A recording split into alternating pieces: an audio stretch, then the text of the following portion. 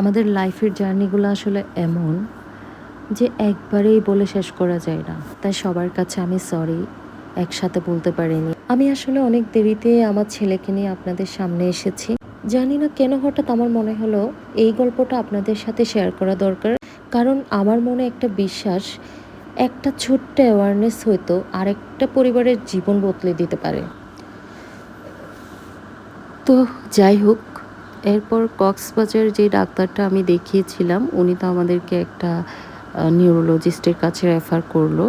তো এর মধ্যে আমি একটা আপনাদেরকে কথা বলে নিই। আমার যেহেতু আইডিয়া ছিল না, হয়তোবা অনেকেরও নাও থাকতে পারে, এই জন্যই বলা।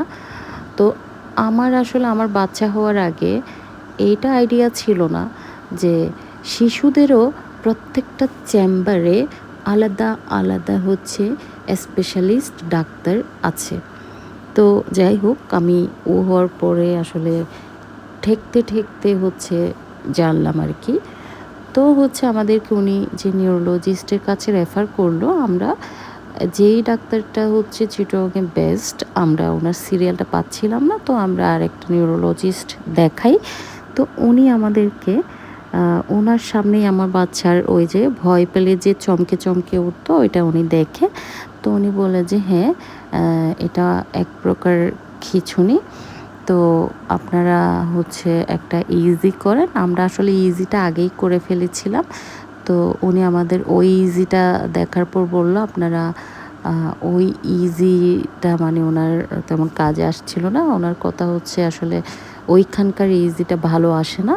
আপনারা আমাকে আগে দেখিয়ে তারপরে ইজিটা করলে ভালো হতো। যাই হোক, আমরা যেহেতু একটা করে ফেলেছি এজন্য উনি আমাদেরকে আর দেয় নাই। তো উনি ওইটা ধরেই আগাচ্ছিল। তো উনি আমার ছেলেকে ওষুধ দেয়। এটা হচ্ছে একটা স্টেরয়েড। আমি নামটা বলবো না, কারণ আমার ভিডিও দেখে যদি আবার কেউ এটা নিজে থেকে ইউজ করেন তাহলে এটা হিতের বিপরীত হবে। তো এই ওষুধগুলো হয় কি, অনেক হাই ডোজে শুরু হয়ে আস্তে আস্তে কমে কমে হচ্ছে টেপারিং করে শেষ হয়ে যায়। তো আমার ছেলের একদম হাই ডোজে যখন ছিল তখন আমার ছেলে আলহামদুলিল্লাহ একদম হচ্ছে সিজার ফ্রি হয়ে গেল। তো ওইটা যখন আস্তে আস্তে একদম লো ডোজে চলে আসলো তখন একটু একটু আবার শুরু হলো।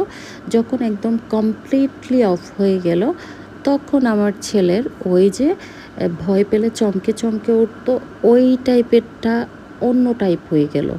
লাইক ঘুম থেকে ওঠার পর ওটা হচ্ছে অ্যাট এ টাইম অনেকক্ষণ ধরে ধরেন যে স্পাজমটা হচ্ছে। হ্যাঁ, আমি এখানে কিছু স্পাজমের বা খিঁচুনির দুই একটা ক্লিপ আপনাদের সাথে শেয়ার করেছি।